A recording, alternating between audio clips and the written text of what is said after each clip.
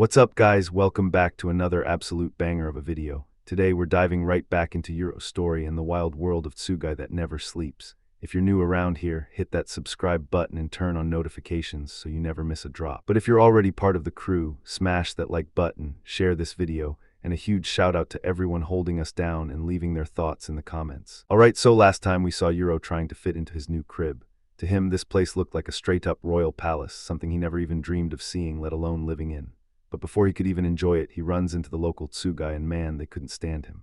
They were taking cheap shots at him left and right. Meanwhile, Asa was training hard to control her powers, and the head of the Kagomori clan dropped by to check on her and Gabu. He tells them to take a breather and puts Jin in charge of hunting down Yuru. On the flip side, Yuru had slipped out of the house and was tracking Asa down using right and left's crazy super smell. The second he spots Jin, he lunges at him, and they fall right into the trap Jin had set up for them. But thanks to Yuru's quick thinking, they managed to flip the script on them. Now, catching up to this episode, we see Yuru holding Jin down, demanding he use his phone to call Asa because he wants to talk to her. They're totally thrown off by this because he didn't demand they hand her over. Jin's like, wait, what? Doesn't the village want to control the twins anymore?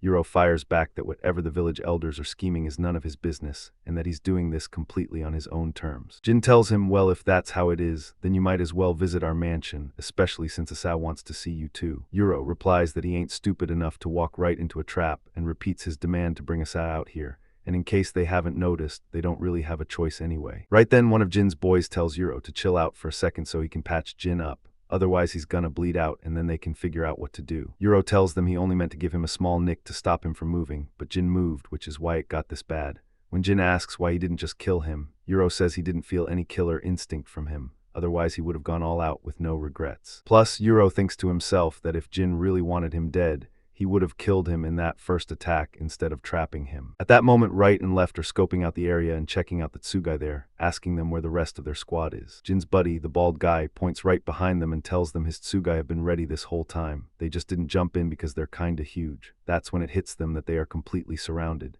Jin tells Yuru that he's not gonna call Asa out here, and instead suggests Yuru comes with them to the mansion. Like he can see, they have no desire to kill or hurt him. Yuru weighs his options for a second, thinking about how they're surrounded from all sides, and if they fight, right and left are going to have a brutal time, and winning isn't even guaranteed.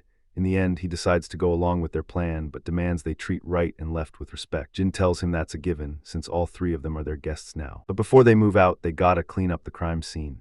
Jin summons his own Tsugai, which literally eats up everything in the area, completely wiping away any proof of their fight. Jin explains to Yuru that his Tsugai is called the Scavenger. One of them eats absolutely anything, and the other can spit out whatever the first one ate whenever he wants. That's why he keeps feeding it useful stuff like weapons all the time. Yuru's like, look, I don't totally get what you're saying, but what I do get is that this Tsugai is incredibly useful. Meanwhile, Left asks the bald guy how much his turtle weighs. He tells her he's never actually weighed it, but it's way heavier than whatever she just got hit with. Left realizes she's still got a long way to go with her training. Over there, the rabbit is staring down Right, flexing after totally wiping the floor with him. Right looks at Yuru and says, hey kid, you know how to hunt rabbits. Yuru replies that the best way to catch rabbits is with traps, and that rabbit soup tastes amazing, especially if you pair it with some malakia, oh my god. Anyway, man, that completely freezes the rabbit and its master right in their tracks, paralyzed with fear. Just then, the garage security guard shows up to check on the place. The crew talks to him and tells him that all the lights just went out at once. When the guard sees that all the spotlights are smashed to pieces, he tells them to use the stairs on their way out because the lights are still working there. On the other side of things, Asa wakes up to the sound of a text on her phone. The moment she sees it, she runs to Gabu's room, wakes her up, and tells her that her brother is coming with Jin and she has no clue what to do. Gabu tells her she doesn't know either. At that exact time, Jin was on the phone with the boss, letting him know they're on their way to the house and that Yuru is with them. The boss tells him, if that's the case, wait up until I get back and treat him with the utmost respect. When Jin asks him where he is, the boss says he was just unwinding a bit at the hot springs and is on his way back. Jin keeps driving toward the house until they arrive at the Kagomori clan's estate, and honestly, calling it a mansion is an understatement. The car passes through the main gate and keeps driving for quite a while. Along the way, Right and Left find it weird that they can't sense any Tsugai, even though the Kagomori clan is supposed to have some incredibly powerful ones. Jin answers them, explaining that the area they're in right now is just for the regular folks, but once they step inside the actual mansion, they'll see for themselves. Within seconds, they reach the inner gate of the mansion. The moment they cross it, they get hit with a massive wave of Tsugai energy in the area, so many that they can't even count them. Inside, Gabu senses their arrival and tells Asa that her brother is here, asking if she wants to come along. Asa answers that she doesn't want to meet the guy who caused her injuries, plus walking tires her out anyway, and on top of that, she just wants to sleep. So Asa heads out and leaves her to sleep. Meanwhile, Gyro had been watching Yuro's every move from the moment he left the garage until he reached the Kagomori clan's mansion. The second Hana and Dara find out where Yuru is, they are completely shocked because he's right in the middle of enemy territory. Dara says he has no choice but to go get his son himself. Hana then asks him if she should get the car ready and wait for them, or what the plan is. So Dara breaks it down for her, explaining that the Kagomori clan doesn't know a single thing about her yet, so it's way better if she stays in the shadows while he handles the whole situation. Now cutting back to Yuro, the second he sees how massive the mansion is, his jaw drops. He looks at Jin and says, "Yo man, are you living in a straight-up castle or what?" But right then, this guy named Asuma shows up out of nowhere to welcome them. Jin immediately snaps at him, asking what the hell he's doing there. Asuma says he heard Yuro was coming and just had to drop by to say hello. Jin fires back that he doesn't remember ever sharing that info with him. It is crystal clear that these two do not get along at all, despite Asuma trying to act all nice and friendly to a totally annoyed Jin. While Asuma is introducing himself to Yuro, Asa comes rushing out. She stops right in front of Yuro, completely frozen, not knowing whether to hug him or what. She asks if she can give him a hug, but Yuro shuts her down, saying, "Look girl, do I even know you? I didn't come here to play happy family or do whatever this dramatic stuff is. I'm just here because I have 2 questions and I want answers, that's it." Asa tells him he can ask whatever he wants and she's totally ready to answer, but on one condition: he has to let her hug him. Yuro tells her not to worry about him and points at Jin, telling her she should check on his injury instead. Only then does Asa notice Jin is hurt and she panics, saying, "Oh shoot, what happened to your leg? Get to a doctor ASAP." Asuma offers to show them around since Jin is messed up, but Jin brutally shuts him down, reminding him that Yuro and Asa are his guests, so he needs to back off and mind his own business. With that, Asuma backs away. Jin then tells the bald guy to lock down the area, make sure nobody gets in, and tells Yuro, "Stay close to me and don't go wandering off so you don't get lost." A little later, we see Jin at the doctor's office. The doctor, Sakura, tells him, "All right, chief, you're gonna need some stitches." She gets totally shocked when she finds out Yuro was the one who sliced his leg, saying, "Man, teenagers these days are straight up dangerous." Jin replies, "Normal teenagers don't carry knives around and go around slashing people." Yuro chimes in, saying that honestly, a teenager should pack a weapon or two just in case any drama jumps off. Asa, without hesitating for a second, totally backs her brother up. Jin just brushes the whole argument aside and hands the bottle of blood he has to the doctor. Yuro flips out and says, "Wait, how could you have the heart to take my sister's blood? You're a straight-up demon." Jin reassures him that it was actually her idea and that it's not what he thinks. The doctor explains to him that the blood is drawn using a tiny needle without hurting her, and she doesn't feel a thing. Of course, Yuro is completely clueless about what they're talking about because his entire medical knowledge boils down to, if you get hurt, just go to sleep, wake up, and it'll heal on its own. Meanwhile, the long-haired kid was thinking to himself that Yuro's brain is wired completely wrong. Like the guy has absolutely no problem brutally slashing someone open like he did to Jin, but he draws the line at taking a blood sample. Asa continues, saying that the Kagomori clan has helped her out big time, so she has no problem giving them a little blood. Here, Yuro stops her and says, "Wait, how are you this big? My little sister is supposed to be younger than me." She laughs and tells him the food here is top tier, and if he stays for a bit, he'll grow big too. The two of them start hyping up the food, talking excitedly about the different tastes between the village and the outside world. But after that nice little food review, Yuro stands right in front of his sister, gets dead serious, and asks her about their mom and dad. He demands to see them since they all escaped the village together. Asa's expression instantly changes, looking like a total wave of sadness just hit her. After moments of hesitating and looking completely rattled, she drops the bomb that they aren't here. Before Yuro's mind can go down a dark rabbit hole about what happened to them, his sister tells him they are missing, and she has no clue where they are. She looks over at Jin and asks him to tell Yuro everything because she doesn't want to keep any secrets from him. Jin starts explaining that a ton of crazy drama went down after her parents escaped the village.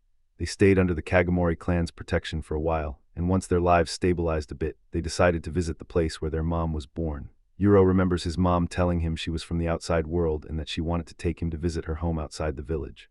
Asa tells him their mom is from Okinawa, a southern island you can only get to by boat or airplane. She explains that people in the village call airplanes dragons. She adds that their mom had been MIA ever since she entered the village, so she wanted to check on her family to let them know she was still alive and kicking. So they left Asa with the Kagomori clan, hopped on a flight to Okinawa, and completely vanished right after. When Yuro asks if they fell out of the plane or something, she tells him no, they boarded the plane, but when it landed in Okinawa, they were gone. Like they literally vanished into thin air while the plane was mid-flight. Yuro says angrily, "So someone kidnapped them. How did they not have any security with them?" Jin steps in and tells him they actually had a highly trusted Tsugai user guarding them, but he vanished right along with them. Yuru cuts him off, saying, well, that's the first guy we should suspect and hunt down. Asa agrees completely, saying they have to investigate, especially since that guy could easily be a spy from the village who was undercover just to kidnap them. Jin admits that whether the guy was a friend or a foe, what happened was on them, and he apologizes for the clan's failure to protect their parents. Yuru furiously asks Asa how she can trust this clan after what happened to their folks. She tells him that ever since they left the village, they've been hunted non-stop, and the only reason they survived those assassins was because the Kagomori clan saved them. That's why she trusts them. On the flip side, some shady, mysterious figures are plotting in the dark, talking about Yuru and Asa. They say that now that the twins are finally out of the village and staying with the Kagomori clan, the perfect window of opportunity has opened up, especially since most of the clan members are injured and the boss is away from the house, meaning the place is completely wide open for the taking. While plotting, they wonder what to do with the twins. One of them suggests capturing both of them, but another replies that since it's nighttime, Asa's powers will be weak, and as for Yuru, they have absolutely no use for him anyway. They only want Asa's head on a platter. Right at the end of their conversation, left and right sense a massive, powerful Tsugai energy in the area. Suddenly, the window shatters completely, and a hostile Tsugai bursts in, launching an attack on them. On the other side of the estate, Gabu's Tsugai wakes her up. She sits up confused because it's still the middle of the night, but the moment she sees the Tsugai staring her down, she's like, oh man, this place is about to turn into a total war zone. Back to the main crew, they are running for their lives with the enemy Tsugai hot on their heels. Yuru looks at Jin and says, yo Jin, is this your idea of hospitality? Man, if you guys actually wanted to kill me, what would you have done? Jin shouts back that these Tsugai don't belong to the clan, and someone must have infiltrated the mansion to launch this attack. He suggests they track down the user and bust him. But Wright chimes in, telling him that hunting for a user in a mansion this massive is like looking for a needle in a haystack.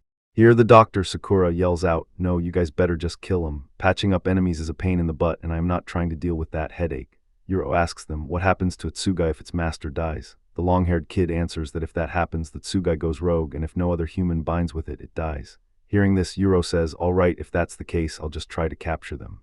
He asks Jin if he has any bows stored inside his Tsugai. Instantly, the Tsugai spits out a bunch of bows and arrows. Yuru grabs one, aims, and lets an arrow fly right at the Tsugai. So what's gonna happen next? Who is really behind this attack? And what is their ultimate goal if they want to kill Yuru and Asa? And what is the true fate of Yuru and Asa's parents? We're gonna find out all of that and more in the upcoming episodes. And finally, don't forget to smash that like button, share this video, subscribe to the channel, and turn on notifications. Leave us your thoughts and predictions for what's coming next in the comments below. And most importantly, always remember that everything happening here is pure fiction and has absolutely nothing to do with real life. I'll see you guys in a ton of brand new episodes. Peace out.